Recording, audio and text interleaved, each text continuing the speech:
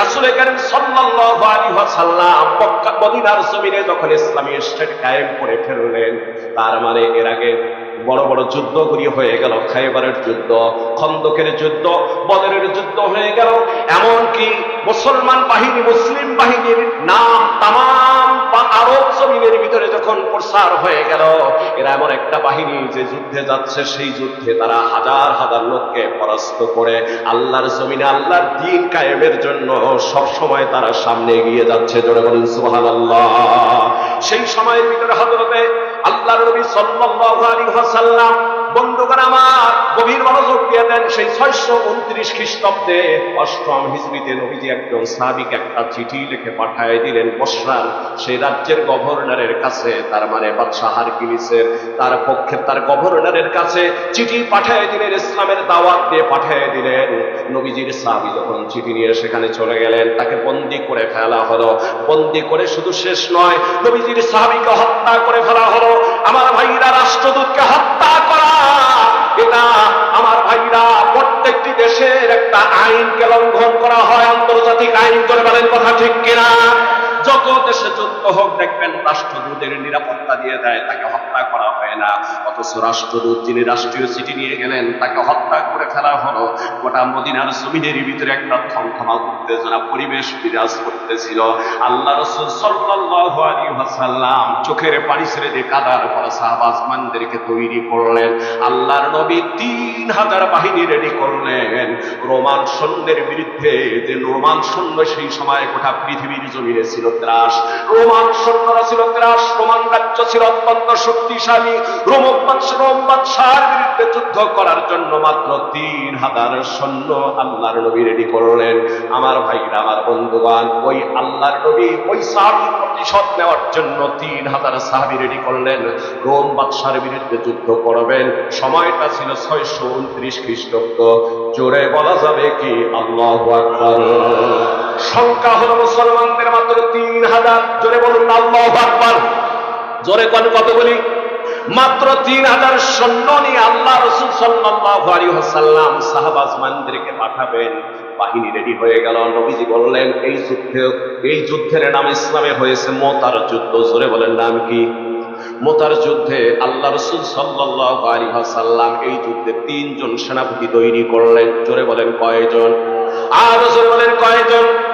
প্রথম সেনাপতি হলেন রাসূল করিম সাল্লাল্লাহু আলাইহি ওয়াসাল্লামের কলিজার টুকরো পালিত পুত্র যায়েদ বিন হারেসা রাদিয়াল্লাহু তাআলা আন। দ্বিতীয় সেনাপতি ছিলেন জাফর বিন আবু তালিব রাদিয়াল্লাহু তাআলা আন। তৃতীয় সেনাপতি ছিলেন হযরতে বিশিষ্ট সাহাবী হযরতে আব্দুল্লাহ ইবনে রাওহা রাদিয়াল্লাহু তাআলা আন। মুসলমান ভাইরা আমার, 3000 সৈন্য নিয়ে যখন জর্দানের কাছাকাছি গিয়ে আল্লাহর বান্দারা যখন আল্লাহর রাসূলের নির্দেশ পাওয়ার পর চলে যাবে যুদ্ধে, এই 3000 সৈন্য নিয়ে চলে যাবে। আমার ভাইরা, যখন 3 জন সেনাপতির নাম ঘোষণা করা হয়ে গেল, এই 3 জন সেনাপতির ভিতরে একজন তো নবীজির পালক পুত্র যায়েদ বিন হারেসা। আমার ভাইরা, তার পর বিদায় নেওয়ার দরকার নাই। বাকি 2 জন আব্দুল্লাহ ইবনে রাওহা আর হচ্ছেন হযরতে জাফর বিন আবু তালেব। এরা বাড়ির দিকে রওনা করলেন। হযরতে যায়েদ বিন হারেসাও নিজের একজন সন্তান ছিল, তার কাছে চলে গেলেন। নিজের সন্তানের কাছে গিয়ে বললেন, বেটারে, আল্লাহর জমিনে আল্লাহর দ্বীন বিজয়ী করার জন্য চলে যাচ্ছি। যুদ্ধের ময়দান থেকে যদি ফিরে না আসি, তাহলে বেটা, তোমার জীবনটাকে আল্লাহর নবীর আদর্শে তুমি গঠিত করিও। জোরে বলুন না সুবহানাল্লাহ। হযরতে যায়েদ বিন হারেসার সন্তানকে চুমু দিয়ে ফেললেন এবং যায়েদ বিন হারেসা তাকে মুখের মধ্যে জড়ায় নিয়ে আল্লাহর কাছে সুপর্দ করে দিয়ে ফেললেন। মুসলমান ভাইরা আমার, হযরতে জাফর বিন আবু তালেব বাড়িতে চলে গিয়ে দেখেন স্ত্রী কোরআনে কারীম তেলাওয়াত করতেছে। পাশে বসে একটু কোরআন শুনলেন। কোরআনটা বন্ধ করতে বললেন। আয়াত শেষ হয়ে গেলে বন্ধ করা হয়ে গেল। হযরতে জাফর বিন আবু তালেব রাদিয়াল্লাহু তাআলা আনহু বিবিকে বললেন, বিবিরে, এই যুদ্ধে আল্লাহর নবী একজনের পরিবর্তে 3 জন সেনাপতি নিয়ে জিতে করেছেন। জোরে বলেন কয়জন? জোরে বলেন কয়জন? একটা যুদ্ধের সেনাপতি থাকে একজন, বড় জোর 2 জন হতে পারে, কিন্তু নবীজি 3 জন সেনাপতি নির্বাচিত করার পর বললেন, যদি এই 3 জনেই শহীদ হয়ে যায়, তাহলে তোমাদের মধ্যে পরামর্শ করে তোমরা আর একজন সেনাপতি বানায় নিও। জোরে বলুন আল্লাহু আকবার। মুসলমান ভাইয়েরা আমার শুনেন, আর হযরতে জাফর বিন আবু তালেব নিজের স্ত্রীকে বললেন, বিবি এই যুদ্ধে 3 জন সেনাপতি আমার রাসূল তৈরি করেছেন। প্রথম সেনাপতি তার পালিত পুত্র যায়েদ বিন হারিস, দ্বিতীয় সেনাপতি হলেন আমি আব্দুল্লাহ আমি জাফর বিন আবু তালেব, তৃতীয় সেনাপতি আছে জাফর বিন আবু তালেব। তারপর আরেকজন সম্ভাব্য ঘোষণা করেছেন। বোঝা গেল এই যুদ্ধে থেকে ফিরবো না, তাহলে দোয়া করে দাও, আর সন্তান আছে 2 জন, আল্লাহ নবীর আদর্শে তাদেরকে গঠিত করিও। জোরে বলুন না সুবহানাল্লাহ। হযরত জাফর বিন আবু তালেবকে নিয়ে তার স্ত্রী একখানা দোয়া করবেন। বললেন, বিবি স্বামী একটু দোয়া করবো তোমারে নিয়ে, তুমি আল্লাহর পথে যাচ্ছ। দোয়ার ভিতরে হযরতে জাফরের স্ত্রী হাত উঠে বললেন, ও আল্লাহ, তুমি আমার এই স্বামীকে, আমি দোয়া করি মুসলিম সেনাবাহিনী বাহিনীকে এই যুদ্ধে তুমি মনোবল চাঙ্গা করে দিয়ে বিজয় অর্জনের সুযোগ করে দিও। দ্বিতীয় দোয়া করলেন, আল্লাহ আমার এই ছোট্ট 2টা বাচ্চা আর আমি এই হতভাগী নারীর দিকে তাকাইয়া আমার স্বামীটাকে এই যুদ্ধে শহীদ না করে, আমার স্বামীটাকে তুমি মেহেরবানি করে এই যুদ্ধের মধ্যে তুমি গাজী বানায় আমার কাছে ফিরাই দিও। হযরতে জাফর বিন আবু তালেব যখন বিবি শুনলেন, বিবির দোয়াটা শুনতেছিলেন, এই যুদ্ধে থেকে আমার স্বামীরে ফিরায় দিও, তরবারির উল্টা দিক থেকে নিজের স্ত্রীর হাতের মধ্যে লাগায় দিয়ে হাতটা নামায় দিয়ে বললেন, বিবি উল্টা দোয়া করলে আল্লাহ কবুল করবে না। যেমন তরবারির উল্টা দিকে কাটে না, উল্টা দোয়া করলে আল্লাহ কবুল করবে না। যেই যুদ্ধে আমার আগে পরে সেনাপতি রয়েছে, এই যুদ্ধ থেকে আমি জাফর বিন আবু তালেব ফিরে আসতে পারি না, আমি শহীদ হয়ে যাব, দেখা হবে আল্লাহর জান্নাতে। জোরে বলুন সুবহানাল্লাহ। জাফর বিন আবু তালেব বেরিয়ে পড়েছেন। 2 জন ছোট্ট বাচ্চা উঠানে খেলতেছিল, ডান দিকে একজন, বাম দিকে। সেই একজন মনে করলো বাবা সজ্জিত হয়ে যাচ্ছে, বাজারে যাচ্ছে নাকি, চড়ে ধরে বললেন, আপু মেহেরবানি করে আমাদের জন্য কিছু মজা নিয়ে আসিও। আসমানের দিকে জাফর বিন আবু তালেব চোখটা উঠায়া আমার আল্লাহর কাছে একটা দরখাস্ত করে দিলেন, আমার আল্লাহ 2 জন মাসুম বাচ্চা আমার স্ত্রীকে তোমার কাছে সুপর্দ করে গেলাম দিনকে বিজয়ী করার জন্য। আল্লাহ গো, তুমি এই যুদ্ধে মুসলমানদের বিজয় দান করো, আর আমাদেরকে অটল অবিচল থাকার তৌফিক দান করে দাও। জোরে বলুন সুবহানাল্লাহ। হযরত আব্দুল্লাহ বিন রাওহা বাড়িতে গেলেন।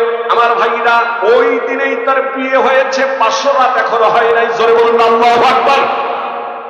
বিবিকে ডাক দিয়ে বললেন, বিবি ঘরে ঢোকার সুযোগ নাই, শুধুমাত্র একটু নিচের দিকে একটু বেরিয়ে আসো, আমি ঘোড়ার পিঠ থেকে তোমার সালাম বিনিময় করে শেষবারের মতো চলে যাব। বিবি কয়ে, ঘরের ভিতরে আসো, তোমারে আমি এখনো ভালো করে দেখতে পারি নাই, বিবাহ হয়েছে, ইজাব কবুল হয়েছে, 500 রাত্রিও হয় নাই, কসম আল্লাহর প্রেম নিবেদন করব না, তবুও তুমি একটাবার দেখা দিয়ে দাও। আব্দুল্লাহ ইবনে রাওহা বললেন, যদি দেখা দিতে যাই মায়ার বেড়াজালে পড়ে যেতে পারি, আমি যেতে চাই না, তুমি আমার বিদায় দিয়ে দাও, দেখা হবে জান্নাতের গেটে। জোরে বলুন আল্লাহু আকবার। মুসলমান ভাইয়েরা আমার জর্দানের কাছে চলে গেলেন, গভীর মনোযোগ দিয়ে দেন। জর্দানের সে সীমান্তে পৌঁছে গেলেন। 3000 মুসলিম বাহিনী যাওয়ার পর জানতে পারলেন ওই মোতার যুদ্ধে আমার ভাইরা রোমান সৈন্য এসেছে 1 লক্ষ। জোরে বলেন কয় লক্ষ? এ মুসলমান জোরে বলেন কয় লক্ষ? 1 লক্ষ মুসলমান রোমান সৈন্য এসেছে। 1 লক্ষ সৈন্যের কাছে যদি 3000 সৈন্যকে কেটে কেটে সালাদ বানায় দেওয়া হয়, সালাদটাও ভাগ্যে জুটবে না। জোরে কন্যা কথা ঠিক। 1 লক্ষ সৈন্যের বিরুদ্ধে মাত্র 3000 সৈন্য। আমার ভাইরা ওইখানে 2 দিন পর্যন্ত মুসলমানরা দুরাত পর্যন্ত গবেষণা করতেছেন, যুদ্ধের সামনে জাগাবো না, নবীজির কাছে সংবাদ পাঠায় দেবো, আরো কিছু সৈন্য পাঠায় দিবে।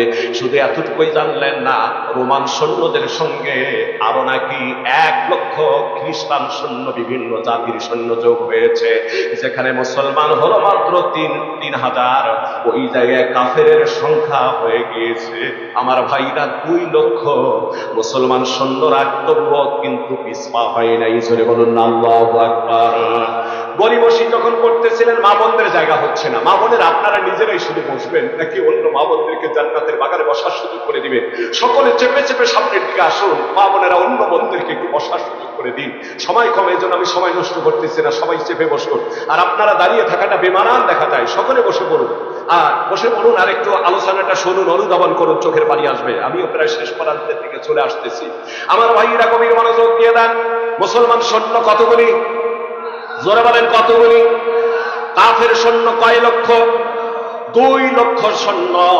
আমার ভাইরা, আমার বন্ধুগণ, গরিবসি করতেছিলেন ওই সময় মুসলমান সৈন্যগুলি।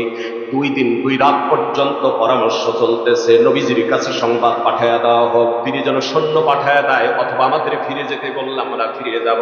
এমন সময়ের ভিতরে 3য় সেনাপতি হযরতে আব্দুল্লাহ ইবনে রওহা, যিনি 500 রাত্রিকে পরিত্যাগ করে আমার ভাইরা যুদ্ধের ময়দানে চলে গেলেন, এই আব্দুল্লাহ ইবনে রওহা বাকি 2 জন সেনাপতির ঘাড়ে হাত রেখে মুসলিমদের উদ্দেশ্যে হাত ধরে বললেন, ও মুসলমানেরা, কিসের ভয় করো তোমরা?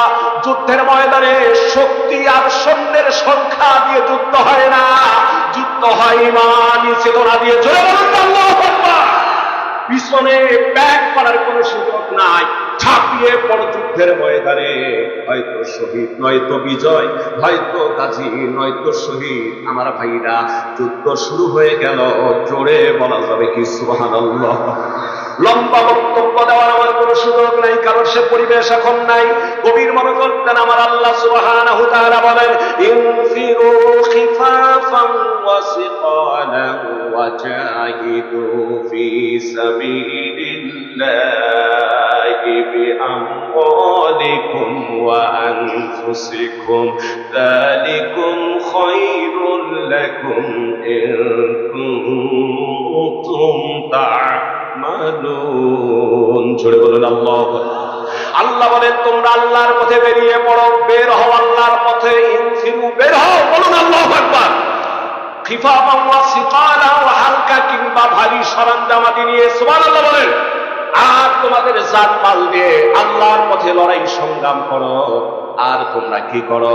আল্লাহর পথে সংগ্রাম করো। যালিকুম খায়রুল লাকুম ইন কুনতুম তা'লামুন। আল্লাহ বলেন, এটাই তোমাদের জন্য উত্তম যদি তোমরা অনুধাবন করতে পারো। জোরে বলুন আল্লাহু আকবার। মুসলমান ভাইরা আমার, মাত্র 3000 সৈন্য 2 লক্ষ রোমান সৈন্যের বিরুদ্ধে ঝাঁপিয়ে পড়ল। জোরে বলুন আল্লাহু আকবার। যুদ্ধ শুরু হয়ে গেল। কিছুক্ষণের ভিতরে রাসূল করিম সাল্লাল্লাহু আলাইহি ওয়াসাল্লামের পালিত পুত্র যায়েদ বিন হারিসা শহীদ হয়ে গেলেন।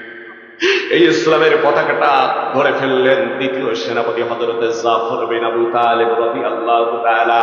হযরত জাফর বিন আবু তালেব যুদ্ধ করলেন, এক হাতে তরবারি, এক হাতে ইসলামের পতাকা। জোরে বলুন আল্লাহু আকবার। যুদ্ধ শুরু হয়ে গেল। জাফর বিন আবু তালিব রাদিয়াল্লাহু তাআলা আঘাতপ্রাপ্ত হয়ে একটা হাত কেটে গেল। আল্লাহর বান্দা এক হাতে তরবারি নিয়ে পতাকাটা দাঁত দিয়ে কামড় দিয়ে যুদ্ধ করলেন। জোরে বলা যাবে কি সুবহানাল্লাহ। আর একটি হাত তার কেটে ফেলা হলো। বলুন আল্লাহু আকবার। জাফর বিন আবু তালিব রাদিয়াল্লাহু তাআলা দাঁত দিয়ে কামড় দিয়ে ইসলামের পতাকাকে উঁচু করে রাখলেন, করতে দিলেন না। জোরে বলুন আল্লাহু আকবার। এ নতুন ভোটারেরা, এ নতুন ভাইয়েরা, তারা ইসলামের শক্তির পক্ষে ছিলেন না। ইসলাম কায়েমের জন্য খালিদ বিন ওলীদের মতো ইসলামের ভোট ইসলামের পক্ষে হোক, কোরআনের পক্ষে আমার ভাইরা হোক। কারা কারা রাজি আছেন? আল্লাহু আকবার। হাত উঠায় রাখা। আল্লাহর নামে তাকবীর দিতে পারলেন না। আমার ভাইরা, গভীর মনোযোগ দিয়ে দেন। জাফর বিন আবু তালেবকে অসংখ্য তরবারির আঘাত করে শহীদ করে দেয়া হলো। শহীদ হয়ে গেলেন। জাফর বিন আবু তালেবের কাছ থেকে 3য় সেনাপতি হযরতে আব্দুল্লাহ ইবনে রওহা পতাকাটা হাতের মধ্যে নিলেন। এমনকি জাফর রাদিয়াল্লাহু তাআলা আনহু শহীদ হয়ে গেল। আমার ভাইরা, পরবর্তীতে মুসলমানরা লাশ যখন একত্রিত করতেছিলেন, এই যুদ্ধে 12 জন মুজাহিদ শহীদ হয়ে গিয়েছিল। লাশ যখন একত্রিত করতেছিলেন, তখন তিনি দেখতে পারলেন, মুসলমান ভাইরা আমার, হযরতে জাফর বিন আবু তালেবের শরীরে তরবারির 90টার উপরে আঘাতে ক্ষতবিক্ষত হয়ে রয়েছেন। জোরে বলুন আল্লাহু আকবার। জোরে বলুন আল্লাহু আকবার। ইমানের পথ কাটায় ভরা, ফুল বিছানো নয়। এ পথে দায়ে বদর উহুদ বালাকট কারবালা পাড়ি দিতে হয়। ইমানের পথ কাটায় ভরা, ফুল বিছানো নয়। সরে বলেন আল্লাহ। হযরত আব্দুল্লাহ ইবনে রওহা শহীদ হয়ে গেল। সুবহানাল্লাহ বলেন। লম্বা বক্তব্য নয়। আব্দুল্লাহ ইবনে রওহা যখন শহীদ শহীদ হয়ে গেলেন। আমার ভাইরা, যুবক তরুণেরা গভীর মনোযোগ দিয়ে দেন। ইসলাম মুসলিম বাহিনী 3000 সৈন্য এখন বিপাকে পড়ে গেলেন। এই মুহূর্তে নেতৃত্বকে দিবে নবীজি তো বলেছেন তোমাদের ভিতরে থেকে তখন একজন সেনাপতি তৈরি করে নিয়ে 3 জনেই শহীদ হয়ে গেল। আমার ভাইরা, হযরতে সাবিত বিন আকরাম রাদিয়াল্লাহু তাআলা আনহু, আকরামের সন্তান হযরতে সাবিত নামে একজন সাহাবী এসে এই তরবারি, এই ইসলামের পতাকাকে উঁচু করে ধরলেন এবং এই পতাকা হাতের মধ্যে ধরার পর মাত্র 3 মাস আগে যিনি মুসলমান হয়ে গিয়েছেন হযরতে খালিদ বিন ওলীদ খালিদে, আমার ভাইরা, ওলীদের পুত্র খালিদ, হযরতে খালিদের হাতে এই ইসলামের পতাকা খানা দিয়ে বললেন এই যুদ্ধে নেতৃত্ব দেওয়ার জন্য, এই সেনাপতির দায়িত্ব পালন করার জন্য আপনার চেয়ে উপযোগী আর এই ময়দানের ভিতরে কেউ নাই। জোরে বলুন আল্লাহু আকবার। 3 মাস আগে ইসলাম গ্রহণ করেছেন, জোরে বলুন সুবহানাল্লাহ। এই শক্তিটা ইতিপূর্বে কাফেরদের শক্তি ছিল। আমার ভাইরা, হযরতে খালিদ বিন ওলীদ ইসলামের পতাকা হাতের মধ্যে নিয়ে আল্লাহর বান্দা বীর বিক্রমশালী অবস্থায় যখন দিক আক্রমণ করা শুরু করে দিয়েছেন দিনকে বিজয়ী করার জন্য, মুসলমান ভাইদের আমার এই 3000 সৈন্যের নেতৃত্ব, রণকৌশলের বিভিন্ন পরিবর্তন এবং সাহসিকতা, বিরক্ততা দেখে কাফেরেরা ভীতু সস্ত্রস্ত হয়ে পালানো শুরু করছেন।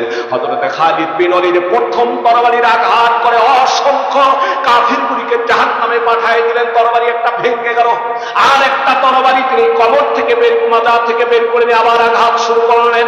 এই তরবারি দিয়ে অসংখ্য কাফিরদেরকে জাহান্নামে পাঠিয়ে দিয়ে আমার ভাইরা ওই তরবারি ভেঙে গেল, আর একটা তরবারি নিয়ে নিলেন। এইভাবে হযরতে খালিদ বিন ওলীদ রাদিয়াল্লাহু তাআলা আনহু একটা নয়, দুইটা নয়, 9টা তরবারি দিয়ে তিনি যুদ্ধ করেছেন। ধরে বলুন আল্লাহু আকবার। মুসলমান ভাইরা আমার, কাফেরেরা দিক বিদিক পালাতে দিশা পাচ্ছিল না। 3000 সৈন্যের কাছে 2 লক্ষ কাফের সৈন্য দিশাহারা হয়ে পড়ল খালিদ বিন ওলীদের নেতৃত্বে সাহাবা আসমানদের যুদ্ধে। জোরে বলে আল্লাহু আকবার। মুসলমান ভাইরা আমার, সেই খালিদ বিন ওলীদের যোগ্যোত্তরসূরি হওয়ার জন্য আজকের তরুণ যুবকদেরকে বলতে চাই, কারা কারা খালিদ বিন ওলীদের মতো যোগ্যোত্তরসূরি হতে চাও? আল্লাহু আকবার বলে ইসলামের পক্ষে কারা থাকবা?